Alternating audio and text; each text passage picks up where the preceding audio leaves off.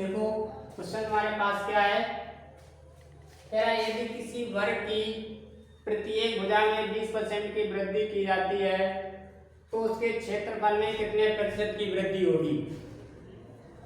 तो जब भी तुमसे वर्ग से रिलेटेड क्वेश्चन पूछा जाए परसेंटेज में हो तो सबसे पहले मुझे क्या पता होनी चाहिए, चाहे वर्ग का हो, चाहे आयत का हो, चाहे त्रिभुज का हो, चाहे तुम्हारा बेलन का, चाहे शंकु का, चाहे घन का, चाहे घनाभ का, इसकी परसेंटेज में क्षेत्रफल में वृद्धि निकालने के लिए मुझे इनके क्या पता होनी चाहिए, सूत्र याद होने चाहिए।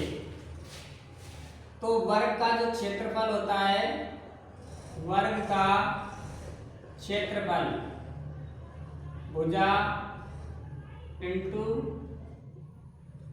भुजा होता है, यानी कि ए स्क्वायर होता है।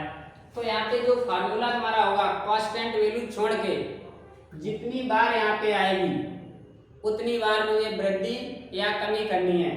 यहाँ पे अगर वृद्धि की जा रही है तो इसकी भुजा में 2 बार मुझे क्या करनी है, क्योंकि स्क्वायर लगा हुआ है तो स्क्वायर मतलब 2 बार होता है, तो मुझे 2 बार वृद्धि करके लिखनी है। अगर यहीं पे कमी लिखी होती तो यहीं पे हम लोग क्या करते, इसकी भुजा में 2 बार कमी करके लिखते। कैसे, देखो 20% का मतलब क्या होता है, 1/5। तो वृद्धि की जा रही है तो 5 में कितने की वृद्धि है, 1 यूनिट की। तो 5 में कितने बढ़कर कितनी हो जाएगी, 6। फिर हमने क्या था, भुजा तुम्हारे पास कितनी है, भुजा गुणे भुजा होता है, तो 2 बार लिखा गया है तो इसको हम 2 बार ऐसे लिखेंगे, 5 × 6। तो इन दोनों का गुणा कितना हुआ, 25। इन दोनों का गुणा कितना हुआ, 36। तो ओवरऑल पहले ये तुम्हारे पास क्या होगी वैल्यू, प्रारंभिक वाली, ये क्या होगी, अंतिम वाली, वृद्धि के बाद या कमी के बाद वाली। तो देखो 25 वाली चीज तुम्हारी बढ़कर कितनी हो गई, 36। तो कितनी बढ़ गई, 11 यूनिट। तो उसने पूछा कितने परसेंट की वृद्धि होगी, तो परसेंटेज का मतलब क्या होता है, 11/25। हमेशा प्रारंभिक वैल्यू पे तुम्हें निकालनी है। जब भी परसेंटेज किसी क्वेश्चन की तुम्हें निकालनी है तो हमेशा किस पे निकालनी है, प्रारंभिक वैल्यू पर ही तुम्हें निकालनी है। तो 11/25 गुणे कितना होता है, 100। तो 25 चौकू 100 कितना बना, 11 चौक 44। 44% की क्या हुई है, वृद्धि हुई है। इस प्रकार से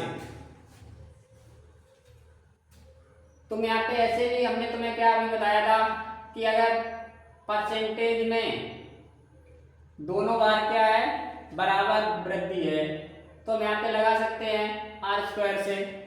चलो उसे हम बाद में देखते हैं, पहले ही इतना नोट करो।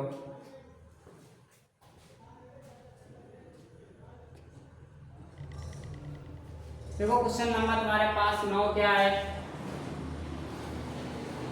इसी वर्ग से रिलेटेड है। कह रहा है किसी वर्ग की प्रत्येक भुजा में 33 से 1/3% की वृद्धि की जाती है तो उसके क्षेत्रफल में कितने प्रतिशत की वृद्धि होगी। तो उसके क्षेत्रफल में कितने प्रतिशत की वृद्धि होगी। देखो 33 से 1/3% का मतलब क्या होता है, 33 सही 1/3% बराबर 1/3 होता है तुम्हारे पास। तो यहाँ पे वृद्धि है कितने यूनिट की, 1 यूनिट की। तो 3 वाली कितनी हो जाएगी, 4। वर्ग है तो वर्ग का क्षेत्रफल का फार्मूला क्या होता है, भुजा इंटू भुजा। 2 बार भुजा को लिखा जाता है तभी तो स्क्वायर बनता है।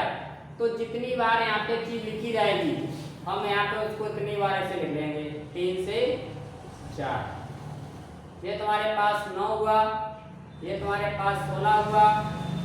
कितने की वृद्धि हुई है, 7 यूनिट की। तो 7/9। तो देखो हम तुमसे अगर कहें कि 1/9 की वैल्यू कितनी होती है तो तुम कितना बताओगे, 11 से 1/9। तो हम कहें 2/9 की कितनी वैल्यू होती है, तो 22। तो हम यहाँ पे क्या करें, 100 का गुणा कर दें। तो तुम्हारे पास 700/9% हो जाएगा। या इसको हल करोगे, 9 × 7 = 63, फिर बचा तुम्हारे पास 7, फिर 9 सत्ते 63, बचा 3, इस प्रकार से।